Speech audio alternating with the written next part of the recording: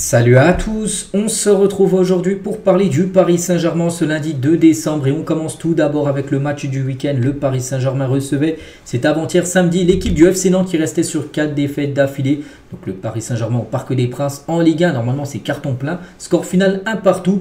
Donc Hakimi, pourtant buteur au bout de 2 minutes de jeu. Donc Ablin a égalisé juste avant la mi-temps où il a totalement enrhumé Pacho, les gars, qui tombe à renverse et Donnarumma n'a pas fait l'arrêt. Donc du coup 1 partout, donc pas du tout un bon résultat. Bon, après niveau conséquences au classement, pas de conséquences bien sûr. Rapidement le classement, donc voilà, le PSG 33 points, donc Marseille qui a gagné contre Monaco, Marseille et Monaco 26 points, donc voilà, le PSG est loin devant, mais bon voilà, Nantes, les gars, qui avant-dernier, faire 1 partout, c'est voilà, une performance bien sûr très compliquée. Tiens, pour parler quand même de ce match que j'ai bien évidemment regardé, et c'est vrai que le PSG a totalement dominé cette équipe de Nantes, mais comme souvent cette saison, le Paris Saint-Germain arrive énormément à dominer son adversaire, mais n'arrive pas à marquer beaucoup de buts. Un but, les gars, en 24 tirs, c'est pas possible. Il y a 10 tirs cadrés, tu marques un but. C'est vrai que le gardien en face, il a fait le match de sa vie. Mais voilà, tu dois mettre plus de buts, tu dois mettre plus au fond des filets. Voilà, il te faut un finisseur, un gars qui te met les ballons au fond des filets. Là, c'est pas possible. D'avoir des stats comme ça, on a l'impression que c'est tous les week-ends. Pareil, que ça soit, bon, peut-être pas trop en Ligue 1, mais surtout en Ligue des Champions. Le PSG a des stats comme ça, n'arrive pas à gagner le match. Ça a été la preuve cette fois-ci en Ligue 1 contre le FC Nantes. Et regardez, le PSG, 84% de possession de balle. À Nantes, les gars, 16%.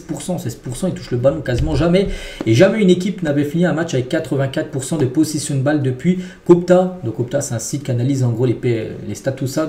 Ça a été créé depuis 2006. Ça fait 20 ans, en gros, c'était pas arrivé qu'une équipe ait autant de possession du ballon. Et jamais aussi une équipe n'avait tenté 1008 passes. Parce que là aussi, la stat est folle. 1008 passes tentées.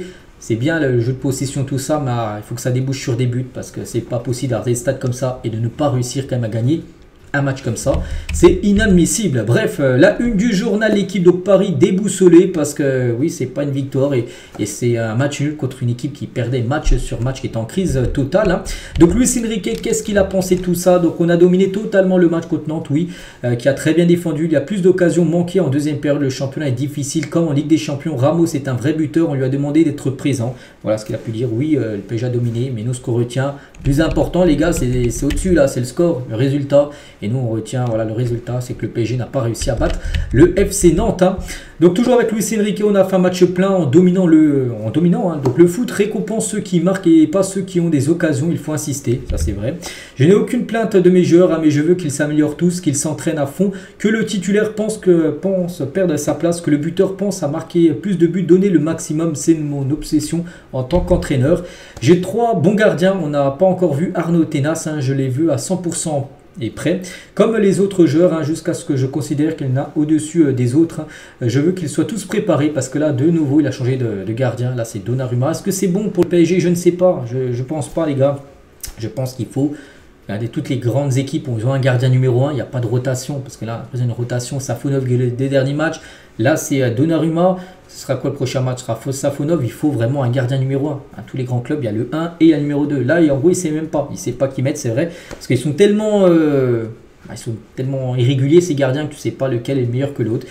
Pourquoi pas essayer maintenant Arnaud Tenas, vu que tu fais souvent des changements. Donc Dembélé, Zaïre sur le banc. Donc Luis Enrique assure que ce n'est pas une sanction. Il a dit non, je le fais directement auprès de mes joueurs. Pas tous les jours, mais quand c'est nécessaire. Mais c'est aussi un message pour nos supporters. Il a pu dire. Luis Enrique sur sa gestion de vestiaire après les matchs. Je ne parle pas aux joueurs à la fin des rencontres. Jamais. C'est une chose que je recommande aux entraîneurs de haut niveau, de niveau moyen, même en junior. À la fin du match, il ne faut parler de rien. Donc voilà, lui, quand il parle, bien sûr, par exemple, du match, il ne va pas le faire à la fin du match contre Nantes. Non, il le fait soit le lendemain de l'entraînement ou un peu plus tard. Il ne le fait pas à chaud, on va dire quelques minutes après la rencontre, que ce soit victoire ou défaite. Donc Enrique sur l'inefficacité offensive, donc inexplicable cette année. Ce sont les meilleurs chiffre de ma carrière d'entraîneur sur le nombre d'occasions de buts créés et le nombre d'occasions concédées. Ça changera, c'est impossible que cette série si négative continue, c'est vrai, mais il faut que ça change et surtout en Ligue des Champions parce que là il faut marquer les buts, vous le savez, lors des prochains matchs. Ils sont hyper importants, dont un match là qui est prévu dans 8 jours, qui est énormément important, le déplacement à Salzbourg. Luis Enrique, toujours, mon équipe a de la qualité, mes joueurs ont beaucoup de qualité, mais dans cette dynamique, il faut changer. On a eu 5 occasions nettes de but dans la première période.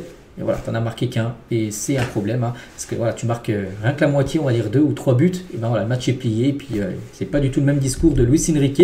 On me demande toujours pour le faux 9. Hein, le faux 9, maintenant il y a 9. Et donc maintenant, s'il y a 9 pendant 4 matchs et qu'on ne marque pas, qu'est-ce qu'il faudra faire? La solution n'est pas un joueur dans cette équipe, c'est un sport collectif. Hein. Il parle de Gonzalo Ramos, a joué ses premières minutes de la saison comme titulaire, son premier match entier. C'est une bonne nouvelle. Il est un buteur qui génère beaucoup d'occasions. Il est très intéressant pour nous. Je suis content de son apport et de son match contre Nantes. Hein. Il parle aussi d'Achraf Hakimi, buteur. Hakimi, certainement le meilleur parisien. Alors, la saison dernière, pour moi, c'était le meilleur. Ça a été Vitinha, hein, de loin. Et juste devant quand même Mbappé qui a marqué quand même énormément de buts. Là, cette saison, depuis le début de saison, je pense à Hakimi. Le meilleur, je pense tout le monde le dit. Avec peut-être João Neves juste derrière lui. Mais à moins de le mettre avec les ultras, il ne peut pas jouer plus haut. Quand on a le ballon, il joue comme attaquant. Ce n'est pas un latéral. Il joue latéral seulement quand on défend. Et souvent, il défend haut. Et la preuve, il a marqué un but. Hein. C'est une belle passe D quand même de Gonzalo Ramos. Et il est latéral hein, quand Donnarumma a le ballon. Le reste du temps, il est attaquant entre les lignes ou comme ailier. Il marque des buts parce qu'on connaît ses qualités pour trouver les espaces et pour être dans la surface, là où il est au bon endroit au bon moment. Et c'est vrai qu'il a marqué quand même quelques buts à 9 buts et passes D, toute compétition confondue avec le PSG et le Maroc en ce début de saison pour Achraf Hakimi, hein, pas mal pour un défenseur droit.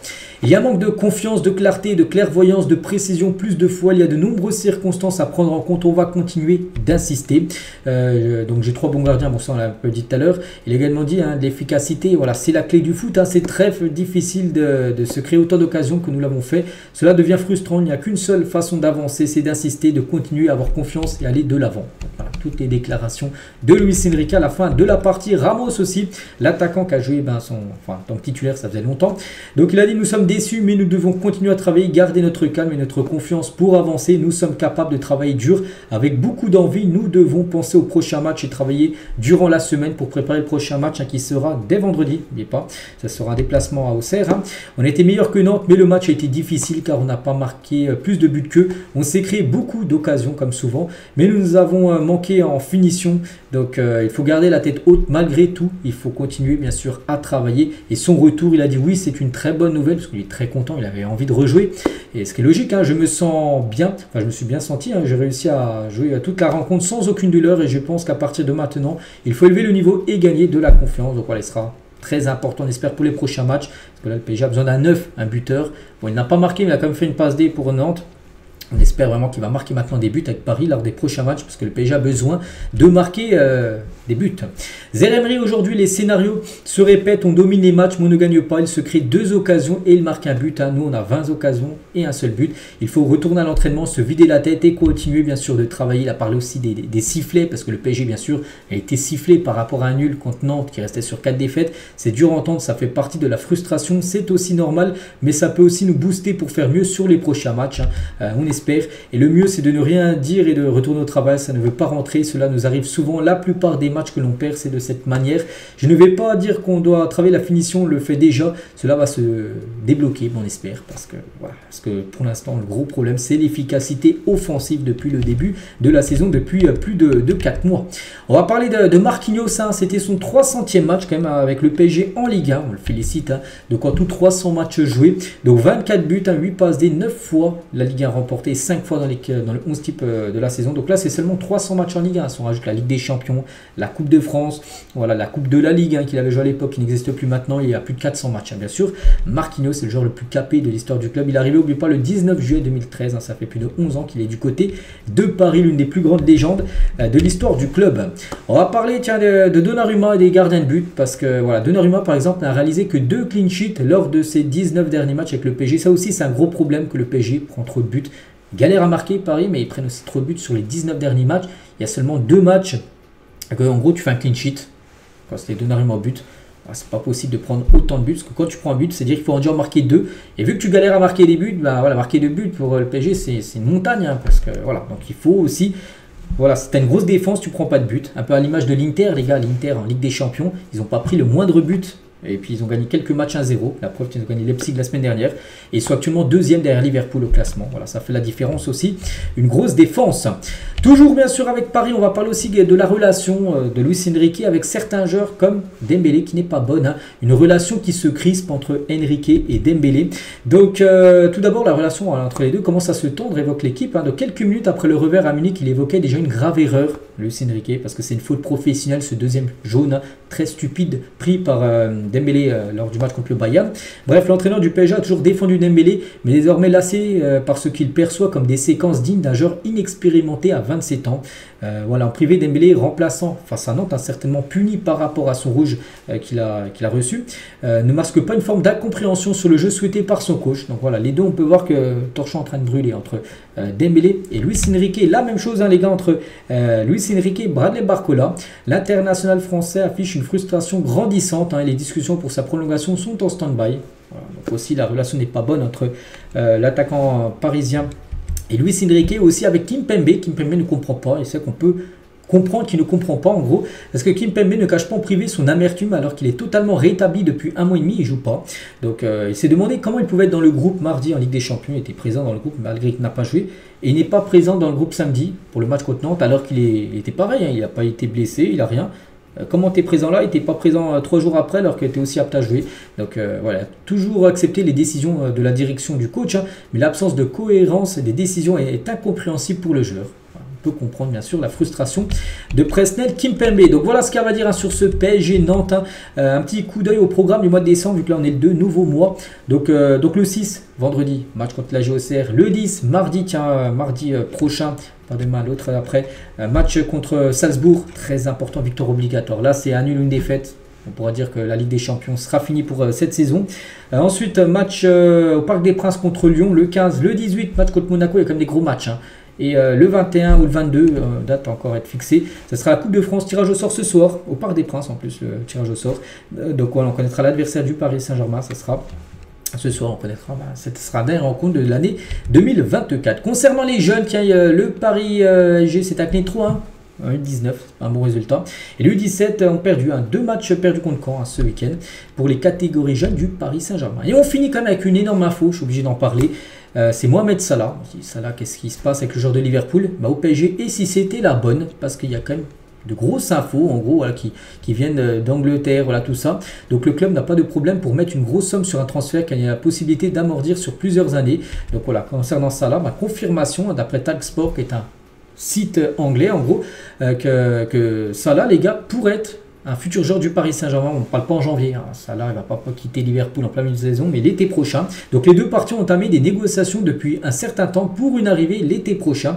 Officiellement, la position du PSG, fin de l'ère des superstars, tout ça, on sait que le PSG veut sortir des bling-bling, mais voilà, en gros il n'y a aucune chance qu'il refuse cette opportunité. Si vraiment, en plus Salah a l'impression qu'il ouvre la porte, d'après son entourage, il aurait la porte à une arrivée au PSG. Si le joueur veut vraiment venir à Paris, les gars, ce serait totalement stupide, les gars, de refuser un joueur de la qualité de Salah. Imaginez Salah à Paris, ça pourrait être exceptionnel, hein. Donc voilà, d'après Talksport, donc Salah et le PSG ont bien entamé des négociations. Voilà, pour une arrivée libre en plus, libre, hein, les gars, vu qu'il sera en fin de contrat. Ce serait une masterclass réalisée de la part du PSG. Et le journal de l'équipe ont déjà comparé les stats offensives, hein, de Salah avec les joueurs du PSG, avec Kangini, Barcola et Dembélé. Bon, c'est un peu en flou, mais en gros pour dire que Salah, les gars, c'est du niveau largement au-dessus de Dembélé, Barcola et Lee, même en finition. Pourtant, il joue ailier, c'est pas un neuf. Mais en finition, lui, les gars, il les met au fond, hein, les buts. Donc voilà, imaginez les gars, Salah à Paris. On n'a pas dit qu'il allait venir, mais pour l'instant, il y a des premiers contacts. Et ce serait bien sûr une incroyable recrue pour le Paris Saint-Germain. On verra. Donc voilà les gars, ce qu'il y a à dire. J'espère que ça vous a plu. On se retrouve nous demain mardi. Tiens, on commencera peut-être à parler, hein, du match bien sûr contre la GOCR prévu vendredi. Je vous laisse. Bonne journée à vous et à demain.